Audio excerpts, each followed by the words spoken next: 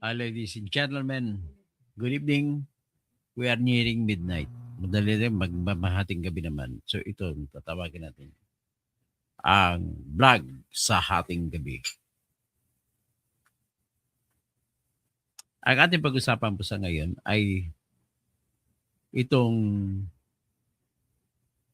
tayo kami naman na petisyon na inihain ng grupo ni Duterte na pinangungunahan ata na ito ni Juan de Robin Padilla at mga siyempre ang alam ko doon marami sila no nagkaraban pa sila nagpapapirma.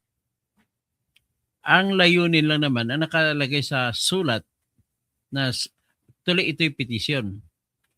Ang petisyon na ito ay ginather worldwide sa Pilipinas at saka sa ibang bansa. Ang main slogan nila ay magpapakita ng kanilang mithiin. Ang mithiin ay tayo kami naman po, Rodrigo Duterte, kami naman, Tatay Digong, bring PRRD home alive, extended emotional appeal. So yan po nakasulat. Mapayapa po ito, hindi politika, bagkus ay personal na pagpapakita ng suporta at hindi pag nagmamaliw na magpapasalamat sa mga nagawa sa inang bayan ng ating 80 taong gulang na dating Pangulo Rodrigo Duterte. Signatories often write their name, province, city, OFW location. Tayo kami naman Hong Kong, tayo kami naman Surigao, and sometimes had messages like para kay Tatang Digong to justice for PRD. VP Sara Duterte herself signed and supported it publicly, even at the Hague events, and figures like Senator Robin Padilla spearheaded it. This is a people-powered movement using the emotional tayo kami naman chant to amplify calls for the Supreme Court to rule favorably on the real legal petitions. No full formal petition copy under the text name has surfaced publicly as its campaign itself driving pressure on the existing court cases. If you're looking for updates on the easy case, okay? So,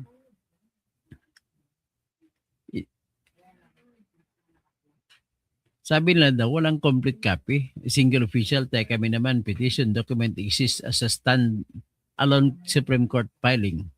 The phrase slogan is the title. So the actual legal petitions for Supreme Court are consolidated. Anyway, may mga consolidated habeas corpus petitions kasi ngayon sa na sinampa ng mga anak ni Duterte. At ito po ay sinampa sa Supreme Court. At ang pinakahuling aksyon dito ay inutusan ng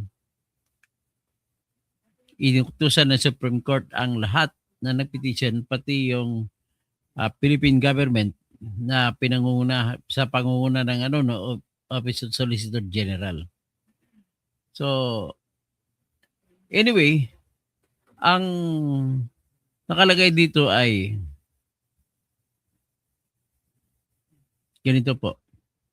Letter to the Supreme Court. Letter ito, pinirmahan ito ng mga napakaraming milyones na ng mga DDS ang pumirma nito.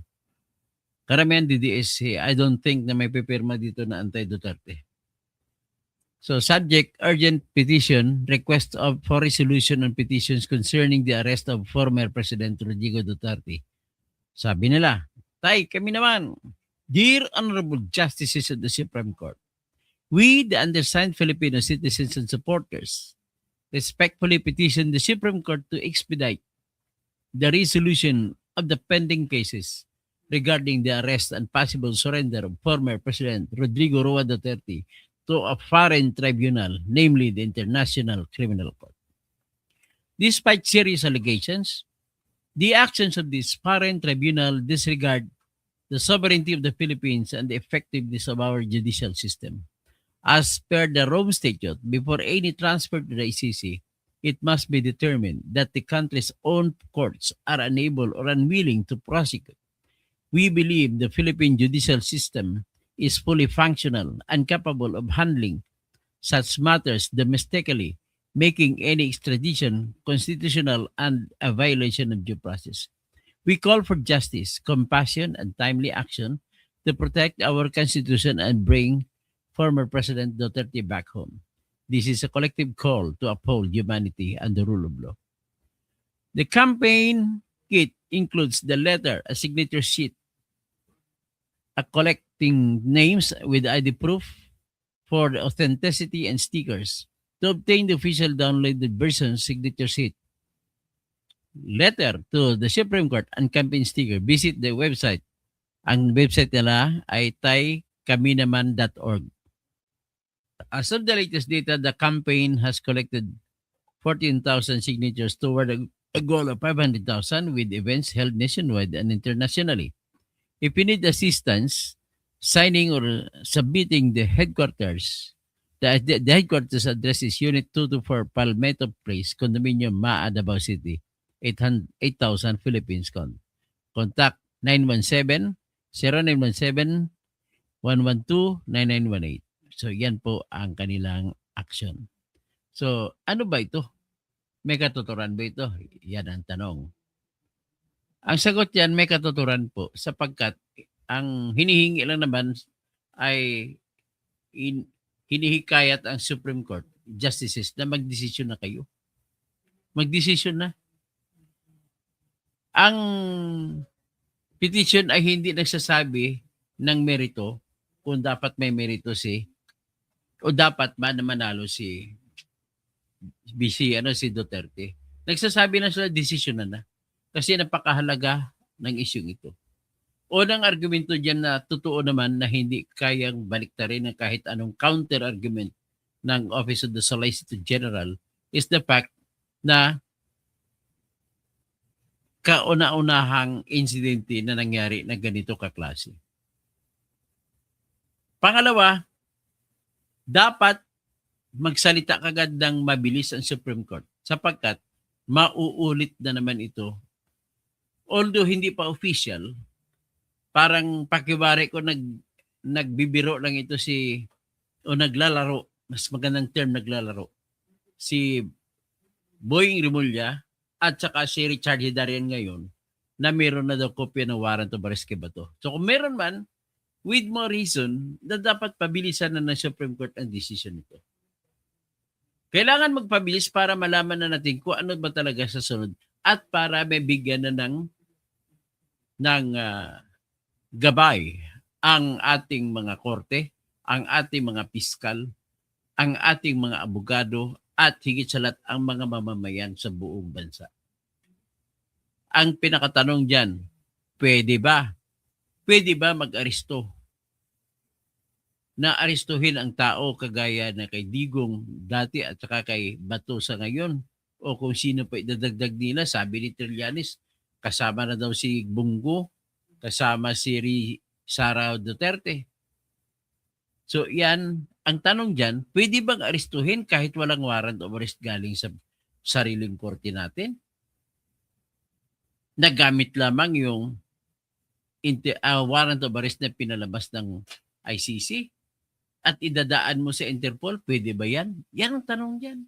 So, kumbaga, although emotional itong mga DDS, hindi rin sila, napakaingat din nila, napaka-decente rin nila para magsasabi na ang hinihiling namin ay hindi po ito politika, kundi papabilisan lamang ng Supreme Court ang kanilang aksyon.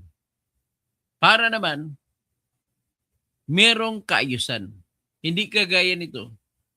Kung ako naman tanungin ninyo, without meaning, without influencing the Supreme Court. Alam ko naman Supreme Court, hindi mo ma-influensyan yan. Mga matatalino yan. Mas matatalino pa sa akin ang mga nakaupo dyan. Nang di hamak. Kasi justice na sila eh. So, kung ako tanongin ninyo, nais ko maideklara ng Supreme Court na illegal yung pag-aresto kay Tatay Digong o kay Digong Duterte. Kasi tawag na Tatay Digong. So makitatay na rin ako. So parang it is a fund way of calling Digong Duterte. Sinasabi ko dito na bawal ulit-ulitin na mag-aresto sa kahit kanino sa Pilipinas. Naggamit mo lamang ang utos ng warrant of arrest galing sa labas ng bansa. Ladies and gentlemen, kahit idaan mo pa sa Interpol yan, opinion ko to wag yung mamukan. Pero mas matalino ka lang ang opinion ko kaysa opinion ng mga walang kwenta. So, ang opinion ko lang po ay ganito. Hindi ka pwede mag-aresto na gamit mo lamang ang ICC na warrant of arrest. Ganito po, sinabi ko na ito at sa tingin ko, ako ay papaboran ng Supreme Court. Ang mga rason ko ay ganito. Number one, ang warrant of arrest ng ICC ay hindi po siya warrant of arrest sa Pilipinas na igagalang. Magtatanong ka, ano ba ang igagalang ng ating bansa pagdating sa warrant of arrest? Ang tanging igagalang lamang po ay argument number 1. Section 1, Article 3 ng ating Constitution na nagsasabi, no person shall be deprived of life, liberty, or property without due process of law. Sa Tagalog pa, ang tao, kahit sino, Pilipino man siya o hindi, basta nasa loob siya ng Pilipinas, ay hindi mo maaring tanggalan ng kalayaan. So, kalayaan. Pag inaristo mo, tinanggalan mo ng kalayaan. Hindi pwedeng tanggalan ng kalayaan. Hindi pwedeng tanggalan ng kikitilan ng buhay. Hindi pwede na kuhanan, kumpiskahin ang kanyang kayamanan. Kung walang batas. Yan ang eksakto sa Tagalog na translation ng English written Section 1, Article 3. So, ibig sabihin, ito ang ICC warrant of arrest. Inaristo. Ang tanong, ano ba ang batas na ginamit sa Pilipinas? Anong batas sa Pilipinas ang ginamit sa pagpalabas ng warrant of arrest? Na-arestuhin mo si Digong, si Bato, si Sara, si Bungo, sino pa iba? Si Rob Karamat, si Albayalde, sino pa iba pwede? Si Vitaliano Aguirre, si Alberto Leonardo, at saka si Roina Garma. Siyam. Baka may pang 10 pa dyan. Ano ba ang tanong? Ano ba ang batas na ginamit? O sino ba nagpalabas ng warrant of arrest? Di ba ICC? Ang tanong, kasi inuutos sa ating batas, walang sinuman ang arrest ng tanggalan ng kalayaan kung walang proseso ng batas. Yan setting sa buong bansa, ating loob ng bansa. So kung tinanggap mo yung warrant of arrest ng ICC, ang ibig sabihin po, ang tanong ay, pwede kong ipatupad ba ito? Aristuhin ko na lahat ng tao rito na nakapangalan dito. Ang sagot po, sa aking sagot lang yan pero makinig kayo kasi mas matalinong analysis po yan. Hindi pwedeng gamitin ang warrant of arrest ng ICC. Bakit po? Kasi nga, wala namang batas ng Pilipinas na ginamit. Batas ng ICC, yun ang ginamit sa pagpalabas ng warrant of arrest. So, klaro na ako? Siguro naintindihan na ninyo. Intindihan ka ni kaibigan ko na si Malo, si Herminia. Naintindihan kaya niya? Yan pong ibig sabihin, ulitin ko lang Section 1 of Article 3 of the Constitution speaks so loud and clear and with sacredness. It says, no person shall be deprived of life, liberty, or property without due process of law, nor any person shall be denied the equal protection of the law. Ganun lamang po. So, ibig sabihin, pag ginuha mong warrant of arrest ng ICC at kung ipapatupad mo, tinatanggalan mo ng kalayaan ang taong inaaresto mo.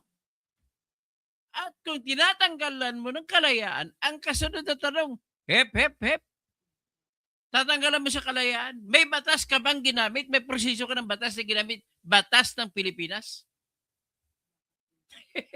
Oh, yan. Kasimple lang yan.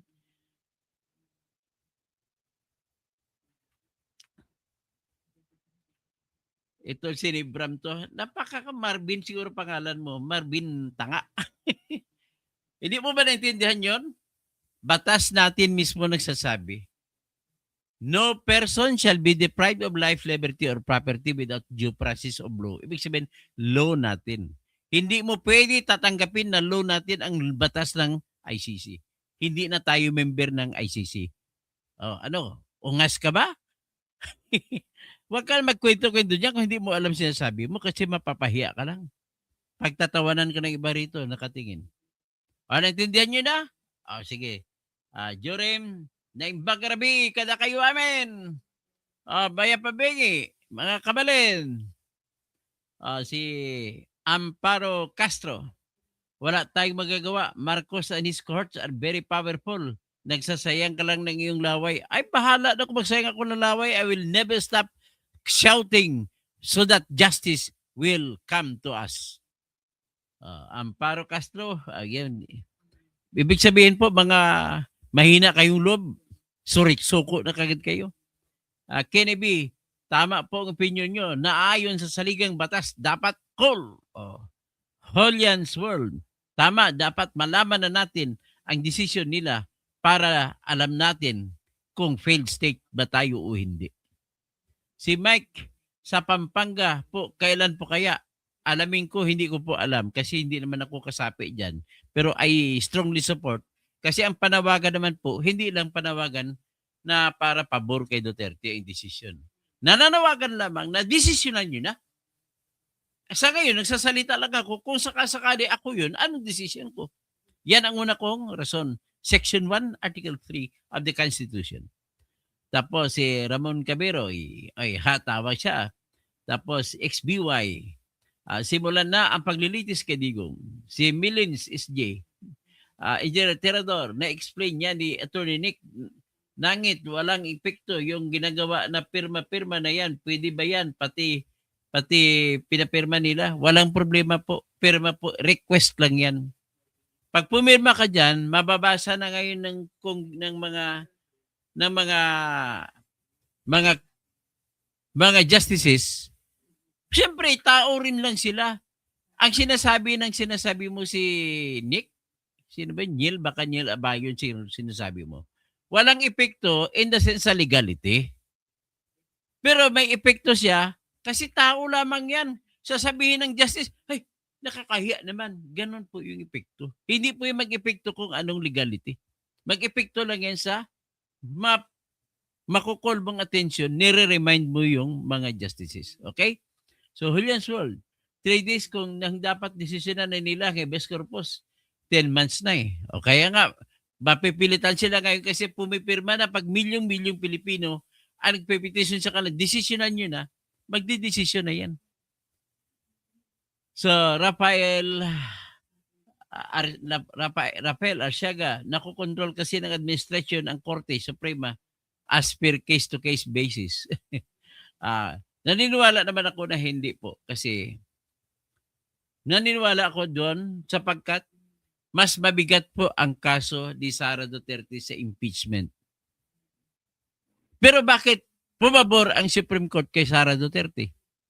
Diyan na kayo makakakuha ng ideya. Nang ibig sabihin, ayaw ko sabihin, pero feel ko lang na ang desisyon ng Supreme Court sa habeas corpus petition ay pabor kay Duterte. Ang una ko nakita dito na pabor ay mag-uutos ng Supreme Court sa Pilipinas to free Duterte. Wala nang magagawa ang Pilipinas kung kaya lang gawin. Problema na ng Pilipinas, ng Philippine government yun. Pero ang trabaho ng Supreme Court ay mag-utos na palayain ang tao na hawak ng kahit sino man basta na nabibilanggo na walang kaso. Kung Pilipinas sa pag-usapan, wala siyang kaso sa Pilipinas. At dahil ang ICC ay hindi Pilipinas at hindi na tayo kasapi ng ICC, walang kaso si Duterte sa loob ng Pilipinas. Okay? Babalik na naman ako doon. Sa Section 1, Article 3 that says, no person shall be deprived of life, liberty, or property without due process of law ng Pilipinas. So, hindi mo pwede gamitin yung warrant of arrest sa ICC. Yan kung ako tanungin mo. Ako lang yan, ha? Pero, naniniwala ako na yan lang naman kasi ang tanging argumento makikita mo. Yan lang ang tanging batas. Yan ang tanging prinsipyo. And then, you cannot say the other way around. Well, subukan natin. Subukan natin na mag-isip. Ano kaya ang magiging gabiting dahilan ng Supreme Court para sabihin nila na hindi illegal ang pagka-aresto? Anong gagamitin? Wala namang warrant of arrest sa atin ang galing.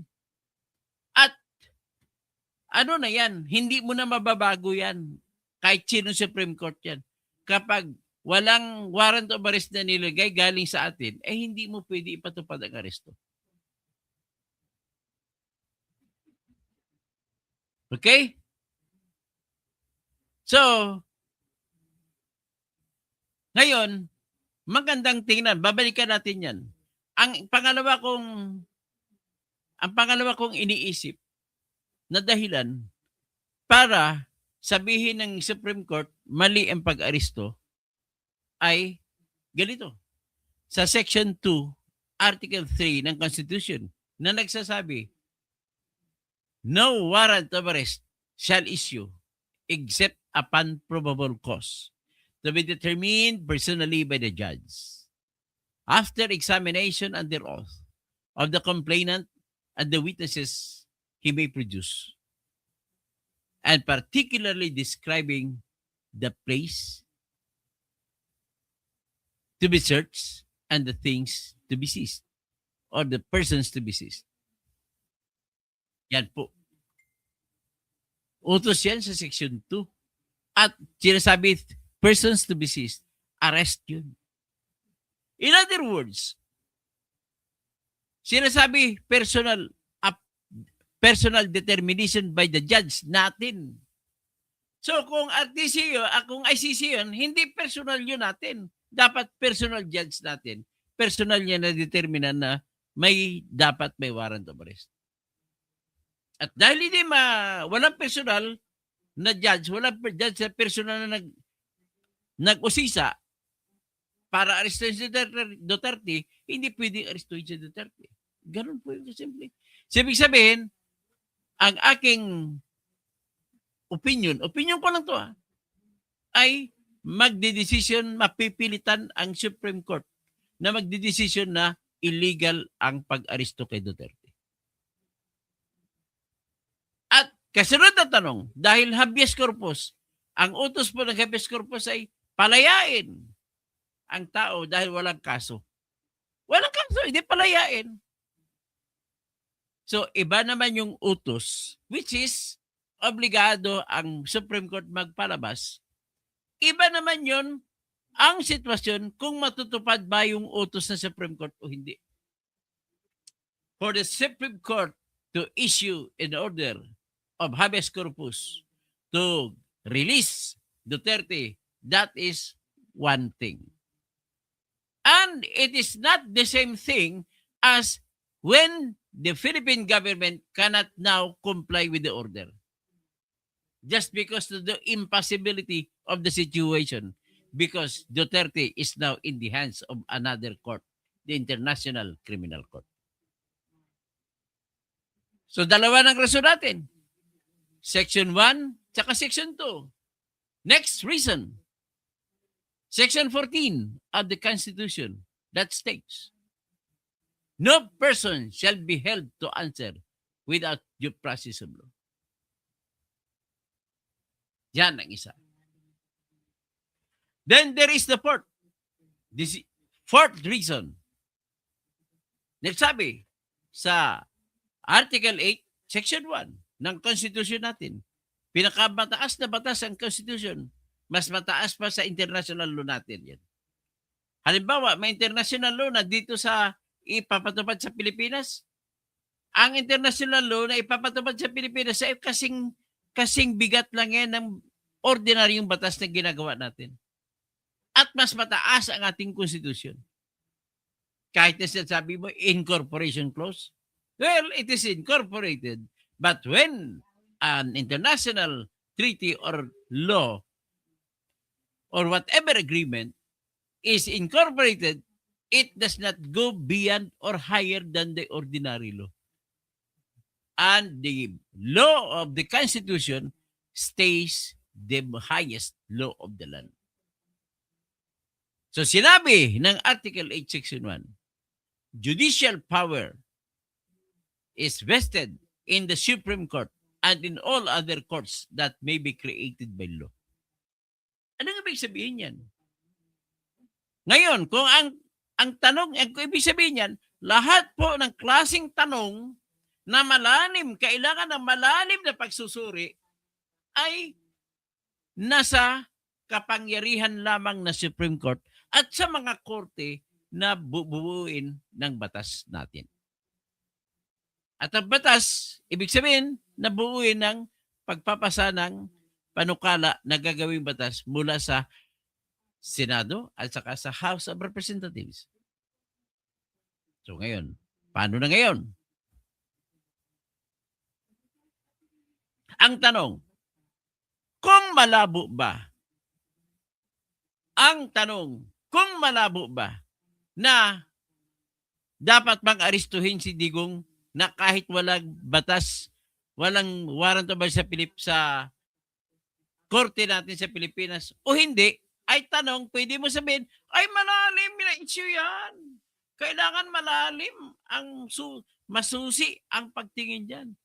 So kung malalim at masusi ang pagtingin, ibig sabihin, judicial ang nature. Pag judicial ang nature, tanging judicial lang ang function.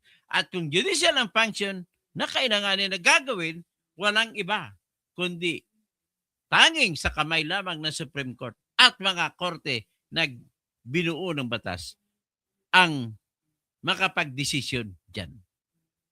So, ibig sabihin, kailangan ng mga korte natin na lokal na sumangguni sila ni Nick Torre, sila ni Romer Marbel, sila ni Dalawang Rimulya, sila ni Gibot Teodoro, si Eduardo Año, si Marcos Lacanilao at saka si Bibem, kailangan nila pumunta sa local court natin. Nang ibig sabihin, illegal ngayon ang pag-aristo kay Digong. Yan lamang ang masasabi ko dyan. Prediction ko lang yan, ha? Pero malamang po, ang prediction ko ay susundin ng Supreme Court.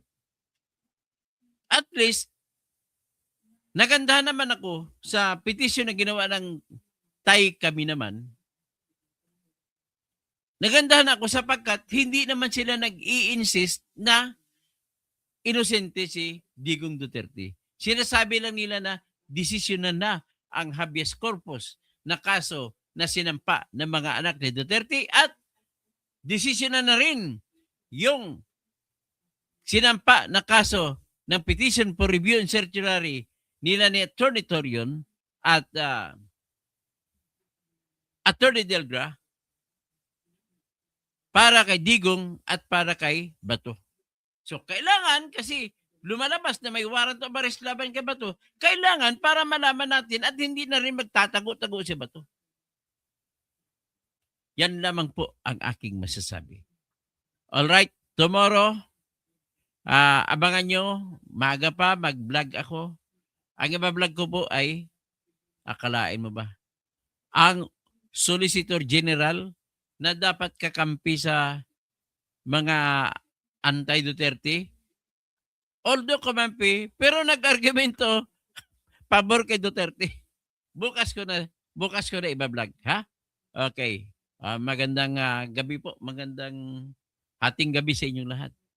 Adrian Pasaklo, sir, hindi nyo pa ba alam kagagawa ng administrasyon ang pagparisong Digong? Kagagawan po nila.